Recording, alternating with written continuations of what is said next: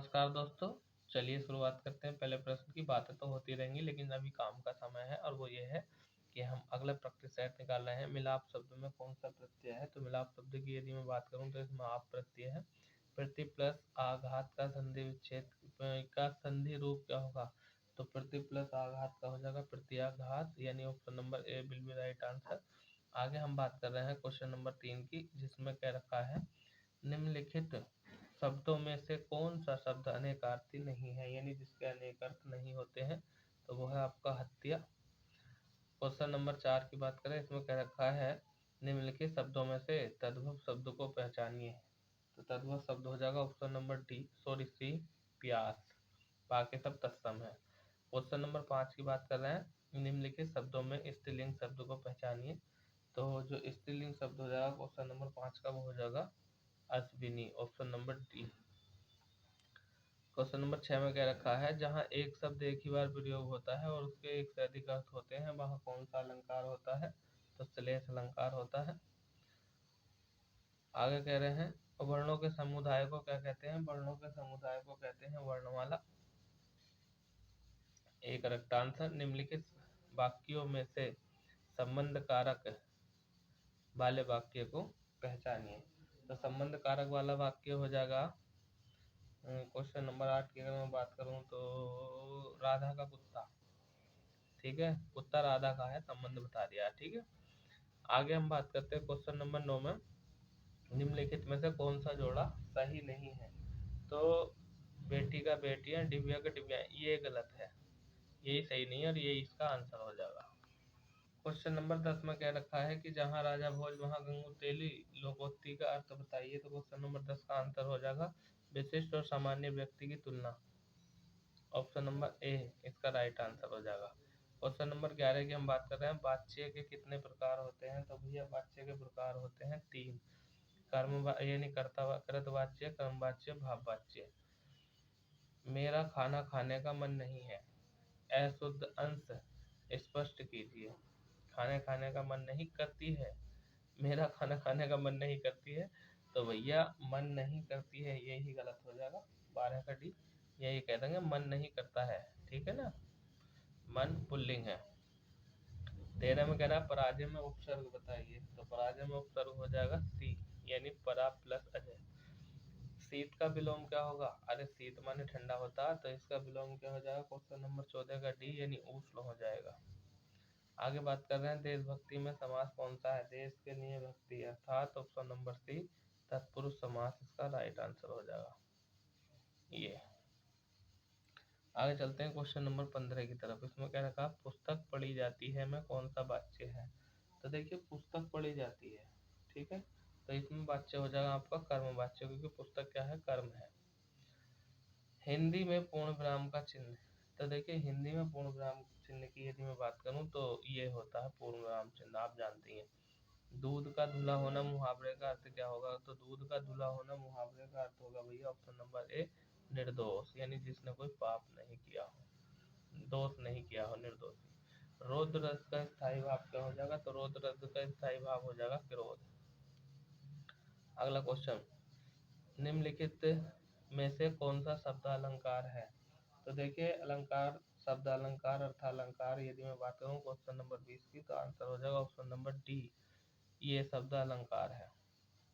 21 में कह रखा है निम्न में से तालव्य ध्वनि है, मतलब हमें तालव्य व्यंजन बताना है, कौन सा है? तो ये जो स है ये आपका तालव्य व्यंजन है। 21 का सी आंसर हो जाएगा करेक्ट। आगे चलते हैं क्वेश्चन नंबर 22 की अगर बात करूँ तो इसमें दिया निम्नलिखित में से विशेषण है। तो विशेषण का मतलब ये होता है जो शब्द विशेषता बताता है वही विशेषण होता है, तो वो शांत रहता है, शांत जो है विशेषण है। क्वेश्चन नंबर 23 की यदि मैं बात करूँ तो इसमें क्या रहेगा? निम्नलिखित में से तद्भव शब्द बताइए। तो तद्भव शब्द बताना है क्वेश्चन नंबर 23 में, तो इसका राइट आंसर हो जाएगा अचरज। अचरज तद्भव शब्द है, बाकी सब तत्सम है। आगे क्या रखा है इसने क्वेश्चन नंबर 25 में कि आलपस शब्द में संज्ञा बताओ। तो आलपस शब्द में संज्ञा की अगर मैं बात करूँ तो ऑप्शन नंबर हो जाएगा ए जातिवाचक संज्ञा आलपस, क्वेश्चन नंबर 24 का आंसर। परीक्षा शब्द किस वर्ग में आता है? तो जो परीक्षा शब्द है वो आता है ऑप्शन नंबर ए तत्सम शब्द है, ठीक है। चलिए देखो 5 मिनट हुए, पूरे 5 मिनट में 25 क्वेश्चन हिंदी के करा दिए। अगर आप हमारे चैनल पर नए हैं और अभी तक चैनल को सब्सक्राइब नहीं कराते, मेरी आपसे रिक्वेस्ट है, प्लीज़ चैनल को सब्सक्राइब कर दीजिए, क्योंकि हमें आप लोगों के प्यार की बहुत बहुत ज़्यादा आवश्यकता है। इंग्लिश की बात कर रहे हैं, choose the correct punctuate sentence, ठीक है ना, यानी हमें जो है करेक्ट सेंटेंस बताना है इसमें से पंचुएटेड। तो क्वेश्चन नंबर 26 की यदि मैं बात करूं तो इसका राइट आंसर हो जाएगा option number B, O dear I am tired today, मैं आज थका हुआ हूँ, ठीक है। क्वेश्चन नंबर 27 की हम बात कर रहे हैं, choose the appropriate preposition for the sentence, मतलब हमें प्रीपोजिशन को बतानी है, इसमें कौन सी आएगी। डिवाइड 12 मैंगोज 3 बॉयज, यानी 12 आम जो है 3 लड़कों में बांटे। तो यदि हम बात करें यहाँ की क्वेश्चन नंबर 27 की, तो ऑप्शन नंबर अमंग, यानी जब दो से अधिक के बीच में चीज बांटी जाती है तो उसके लिए अमंग का प्रयोग होता है, बीच में बांटने के लिए, ठीक है। क्वेश्चन नंबर 2 में बांटते हैं तो बिटवीन होता है ना। 28 की बात कर रहे हैं हम, 28 में क्या रखा है कि चूज द करेक्ट स्पेलिंग, तो टुगेदर ये वाली स्पेलिंग सही है, बाकी सब गलत है लिखी हुई, टुगेदर साथ साथ। क्वेश्चन नंबर 29 में क्या रखा है इसने, right opposite of the given words, यानी वॉलेंटरी, इसका हमें जो है विलोम शब्द बताना है। तो क्वेश्चन नंबर 29 का करेक्ट आंसर हो जाएगा ऑप्शन नंबर बी, यानी कंपलसरी, कंपलसरी, ठीक है। 29 की अगर मैं बात करूं, हाँ, वॉलेंटरी का अर्थ होता है स्वैच्छिक, ठीक है, और इसका विलोम कंपलसरी हो जाएगा अनिवार्य। क्वेश्चन नंबर 30 की बात करते हैं, 30 में क्या रखा है, राइट द अपोजिट वर्ड, मतलब विलोम शब्द बताना, ये जो हैवी है, ठीक है। तो क्वेश्चन नंबर 30 में जो हैवी है, हैवी का अर्थ होता है भारी, तो इसका हमें हल्का देखना है, हल्का कौन सा हो जाएगा, लाइट ही, ऑप्शन नंबर डी इसका राइट आंसर हो जाएगा। क्वेश्चन नंबर 31 की अगर मैं बात करूं तो इसमें दे रखा है चूज द करेक्ट प्रोनाउन, यानी हमें करेक्ट प्रोनाउन का प्रयोग करना है, this is the boy present have died, ठीक है ना। तो जो क्वेश्चन नंबर 31 है इसका राइट आंसर हो जाएगा ऑप्शन नंबर बी, हुज यहाँ आएगा, ठीक है ना, जिसके साथ हुज का प्रयोग किया जाता है प्रोनाउन में। क्वेश्चन नंबर 32 में क्या रखा है, choose the alternative which can be suitable for the given word sentence, यानी वाक्य के लिए हमें एक शब्द बताना है। क्वेश्चन नंबर 32 में ये कह रखा है कि a person who can not here, यानी वह व्यक्ति जो नहीं सुन सकता है, तो वो क्या होगा भैया, बहरा होगा, और बहरे की यदि हम बात करें तो इसका राइट आंसर हो जाएगा ऑप्शन नंबर सी, यानी डेव, ये राइट आंसर हो जाएगा। आगे बात कर रहे हैं क्वेश्चन नंबर 33 की, 33 में क्या रखा है, choose the most appropriate adjective to fill in the blank, ठीक है, idiom is correct of all metals that we use, यानी हमें एडजेक्टिव का प्रयोग करना, आयरन माने लोहा, इज माने है द, ठीक है ना, लोहा कैसा है, यानी हैविस्ट, यानी भारी, तो ऑप्शन नंबर इसका राइट आंसर हो जाएगा ऑप्शन नंबर डी। 34 की बात कर रहे हैं, 34 में क्या रखा है, 34 में क्या रखा है, choose the correct meaning of the given words, यानी ये जो वर्गर दिया है इसका, वर्गर, इसका हमें मीनिंग बताना है किसमें छिपा हुआ है। तो क्वेश्चन नंबर 34 की अगर मैं बात करूं तो इसका राइट आंसर हो जाएगा ऑप्शन नंबर सी, थीप, यानी चोर।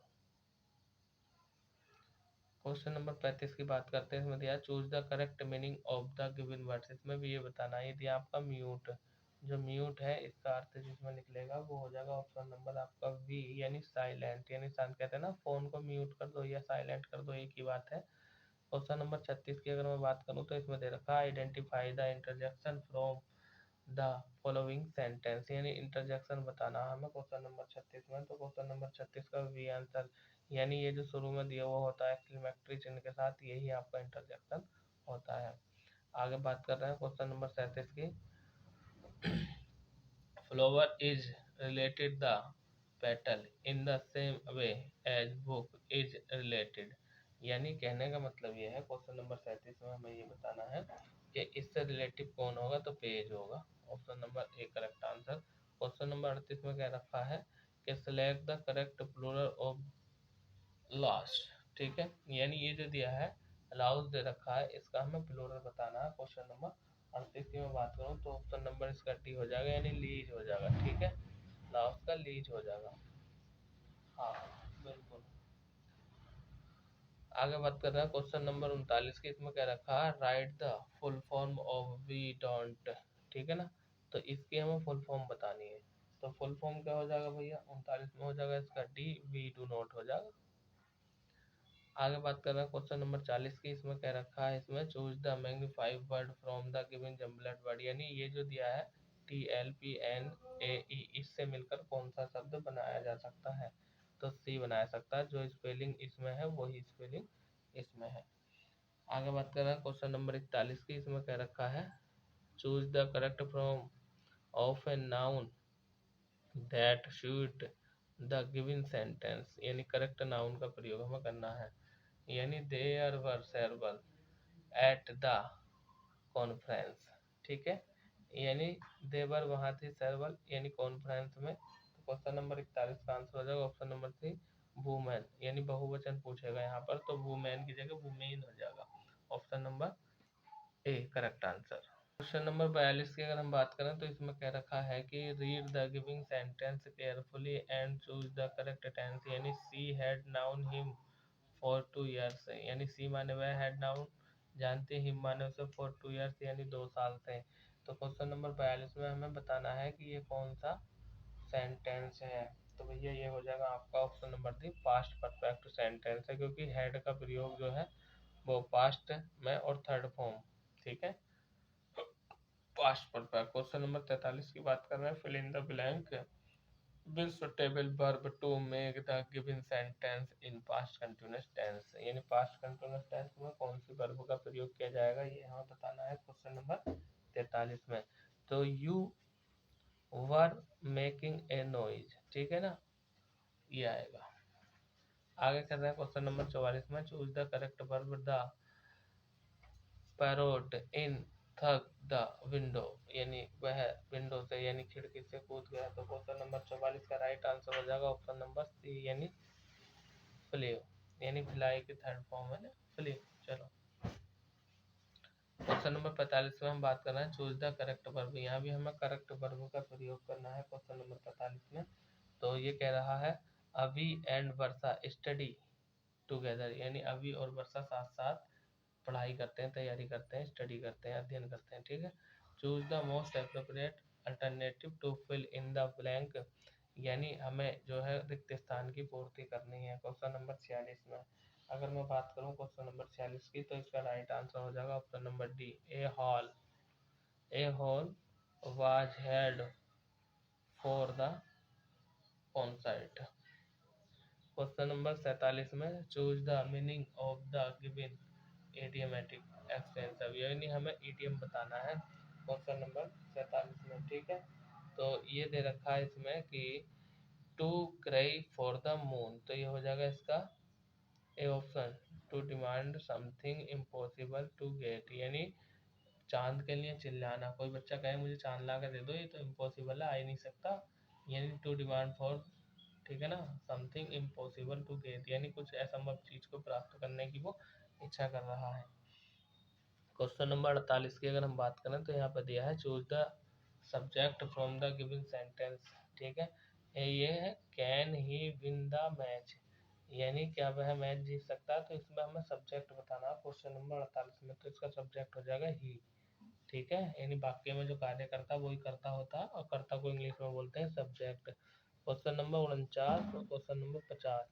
49 में कह दिया फेमिनाइन ऑफ ड्रोन, ये जो ड्रोन है इसका हमें स्त्रीलिंग बताना है। ठीक है, 49 का स्त्रीलिंग बताना है, तो इसका करेक्ट आंसर हो जाएगा ऑप्शन नंबर सी, यानी ए किंग ऑफ वर्ड।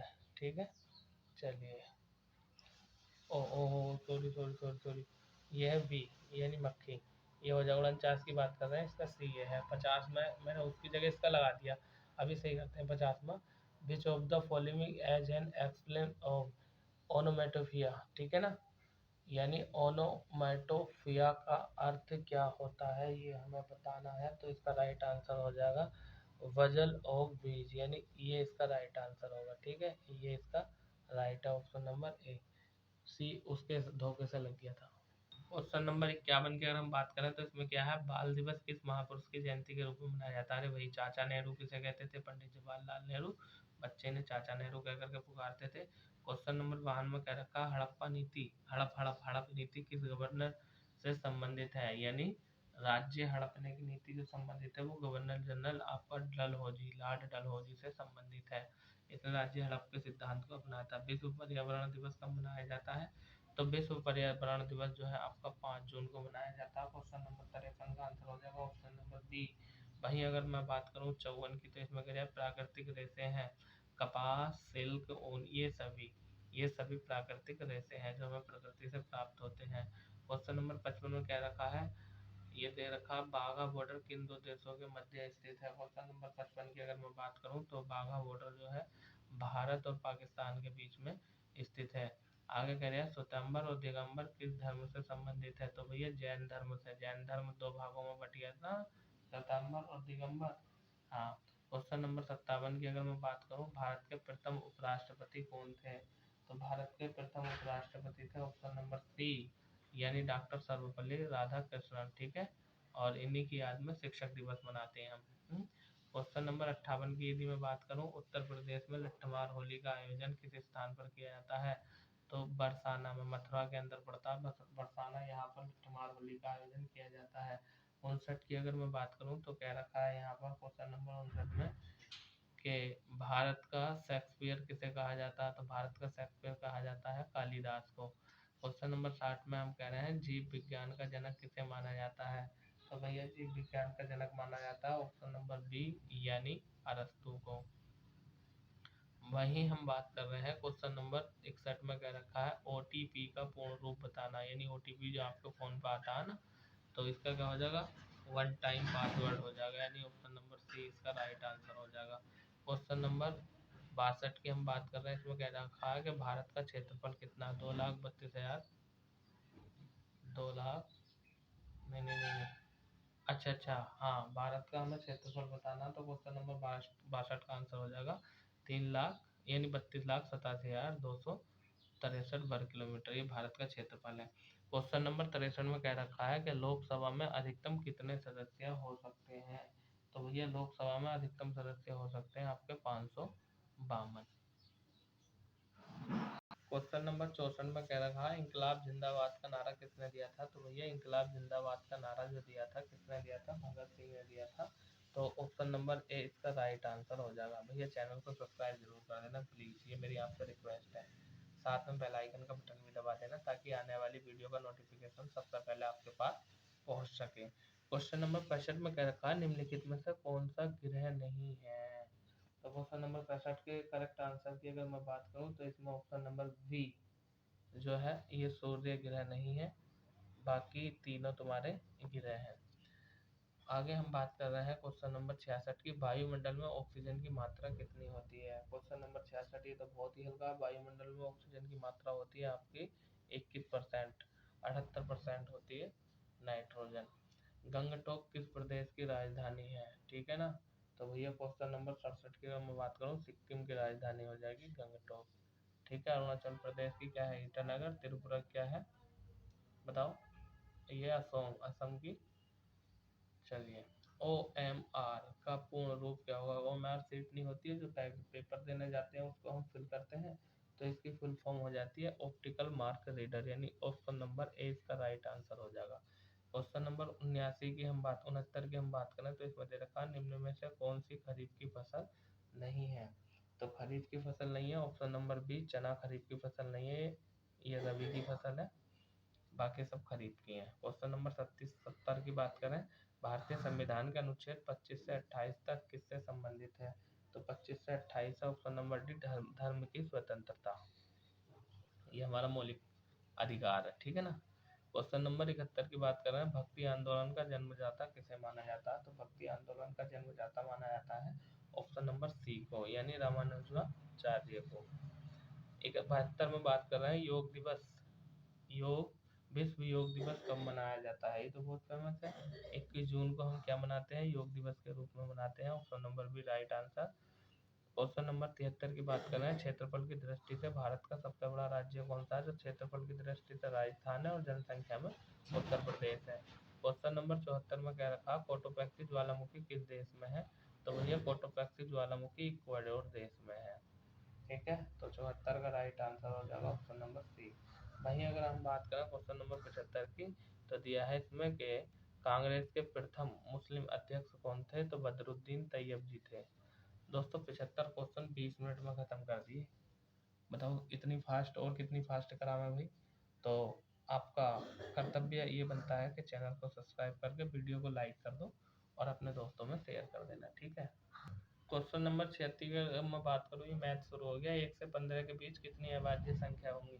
तो भैया 1 से 15 के बीच 6 अभाज्य संख्याएं होंगी। कौन कौन सी होंगी? जैसे कि 2 हो गई, 3 हो गई, 5 हो गई, 7 हो गई, 11 हो गई, 13 हो गई, कुल संख्याएं 6 हो जाएंगी। ठीक है, आगे बात कर रहे हैं क्वेश्चन नंबर 77 की। वह छोटी से छोटी संख्या जो 12, 15, 10 और 54 से भाग देने पर प्रत्येक दशा में 4 शेष बचता है। तो भैया इन सब का हम क्या निकाल लेंगे? क्वेश्चन नंबर 77 की मैं बात कर रहा हूँ। इन सब का हम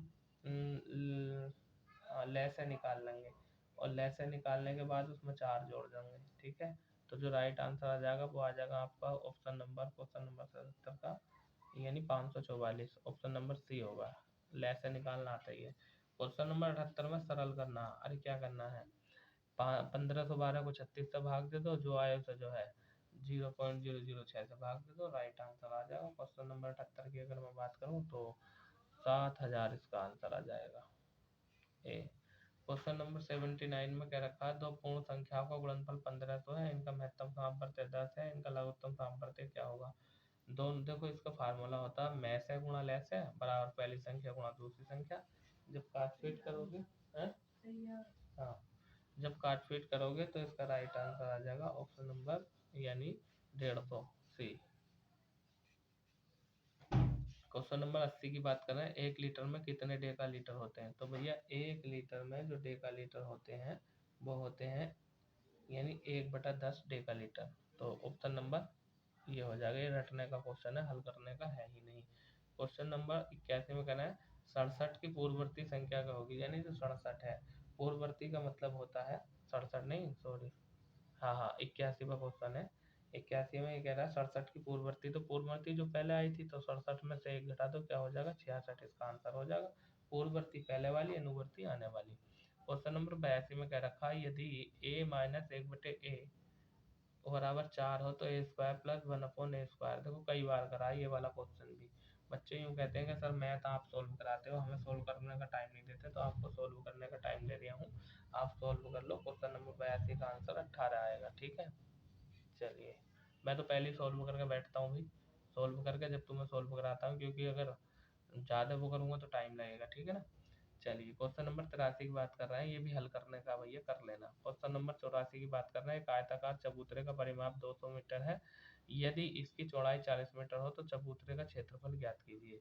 देखो क्वेश्चन नंबर 84 में हमें क्या करना है, हम परिमाप की बात करते हैं। परिमाप होता है 2 और ब्रैकेट में आता है लंबाई गुणा चौड़ाई, तो 2 रखना, लंबाई x मान लेना और 40 चौड़ाई है, कुल मिलाकर जब काट पीट करोगे तो आंसर आ जाएगा। क्वेश्चन नंबर 85 की बात करते हैं, इसमें क्या करना है भैया, इतने तथा इतने के योग का अंतर का योगफल। अरे भाई इतने और इतने का अंतर तथा योगफल ज्ञात करो। देखो इन दोनों में से एक दूसरे में से घटा दो, जो आंसर आएगा, इन दोनों को जोड़ दो, जो आंसर आएगा, दोनों आंसरों को जोड़ देना बाद में। ठीक है, तो आराम से हो जाएगा। एक एरिया है, इसका मान बताइए। हम जानते हैं 324 किसका वर्ग है? बताइए 324 जो वर्ग है वो शायद 18 का वर्ग है, और 81 किसका है?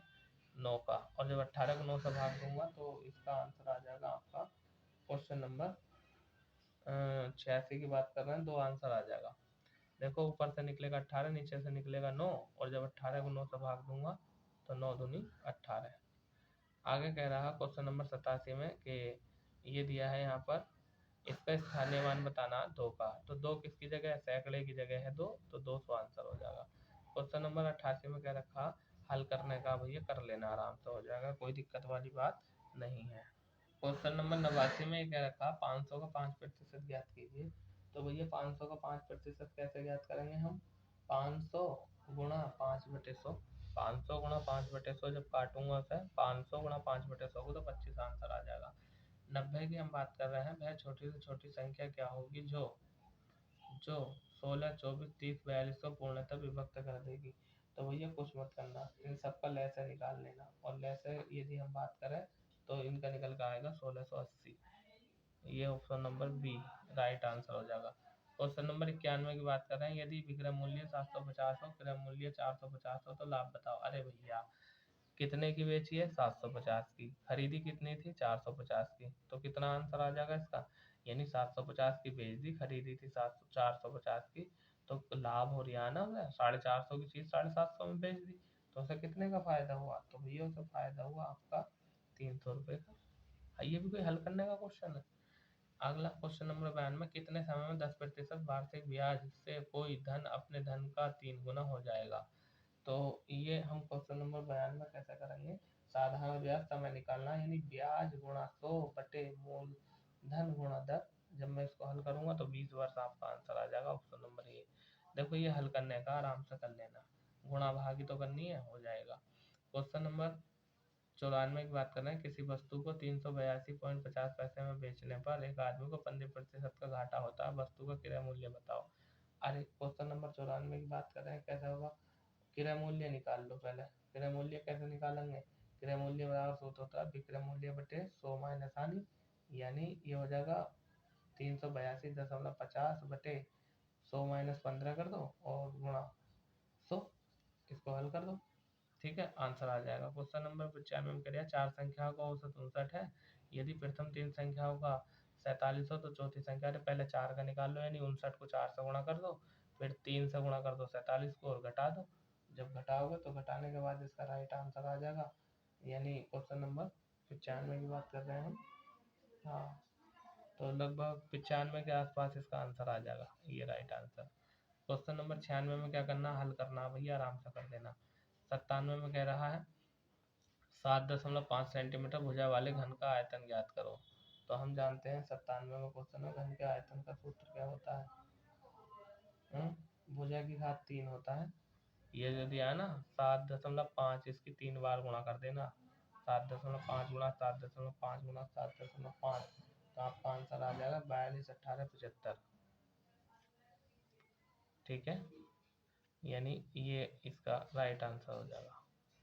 क्वेश्चन नंबर 98 की बात करें तो इसमें क्या रखा है, एक मेज 40 रुपए की हानि पर 360 रुपए में बेची गई, उस मेज का क्रय मूल्य ज्ञात करो। अरे वही लाभ हानि वाला क्वेश्चन है। 98 की अगर मैं बात करूं, मेज का विक्रय मूल्य है 360, हानि कितने की हुई? 40 की, है जी। तो अगर मैं इसका क्रय मूल्य निकालूं, देखो 360 रुपए की बेच दी, 40 रुपए की हानि हो गई, इसका मतलब वो कितने की थी? 40 और 360, मतलब 400 रुपए की थी वो। क्वेश्चन नंबर 99, एक कार 150 किलोमीटर दूर 6 घंटे में तय करती है, तो 600 किलोमीटर दूरी कितने समय में तय करेगी? भाई क्या बताना है इसमें? इसमें क्या बताना है? 150 किलोमीटर की दूरी 6 घंटे में तय करती है, तो 600 किलोमीटर की दूरी कितने घंटे में तय करेगी? पहले 1 किलोमीटर की निकाल लो, 150 को 6 घंटे में तय कर रही है, तो 150 को 6 से भाग दे दूंगा, 25 आ जाएगा, और फिर 25 को 6 से भाग दे दूंगा तो 24 आंसर आ जाएगा। आगे हम बात कर रहे हैं क्वेश्चन नंबर 100 की, इसमें कह रहे हैं एक समकोण त्रिभुज का एक कोण 20 है तो दूसरा कोण न्यून कोण होगा। अरे भैया क्वेश्चन नंबर 100 में कह दिया है एक तीनों कोणों का योग कितना होता है? 180 अंश होता है। एक दे दिया इन्होंने 20, तो दूसरा कितना होगा? एक 20 दे दिया इन्होंने, तो तीनों हम मान लेंगे 20, समकोण 90 का होता है x प्लस 20 प्लस 90 और बराबर 180। 180 में से 110 घटा दूंगा, 70 आंसर आ जाएगा। तो भैया इससे ज़्यादा फास्ट कोई नहीं कराएगा। अगर आपने अभी तक हमारे चैनल को सब्सक्राइब नहीं किया है तो चैनल को सब्सक्राइब कर दीजिए, क्योंकि हमें आपके प्यार, आपके सब्सक्राइब की ज़रूरत है। और वीडियो को लाइक ज़रूर कर देना, लाइक करके अपने दोस्तों में शेयर कर देना, ताकि जैसे आपको अच्छा लगा सेशन, आपके और यार दोस्तों को भी अच्छा लगा, आपके साथ उनका भी भला हो जाए, है ना। देखो इंसान का मतलब होता है, इंसान किसे कहते हैं कि इंसान इंसान के काम आए, तभी तो उसके अंदर इंसानियत है। अगर इंसान ही इंसान के काम नहीं आएगा तो फिर इंसान कहाँ हुआ? जानवर हो गया ना। तो इसलिए आपका ये कर्तव्य बनता है कि आप इस वीडियो को, इस चैनल को सब्सक्राइब करें और अपने यार दोस्तों में इसको शेयर कर दीजिए, ठीक है। मैं वीरेंद्र प्रताप सिंह VPS एजुकेशन पर आपका स्वागत करता हूँ। Next video next practice set में आपसे फिर मुलाकात होगी। तब तक के लिए शानदार, जबरदस्त, जिंदाबाद, धन्यवाद।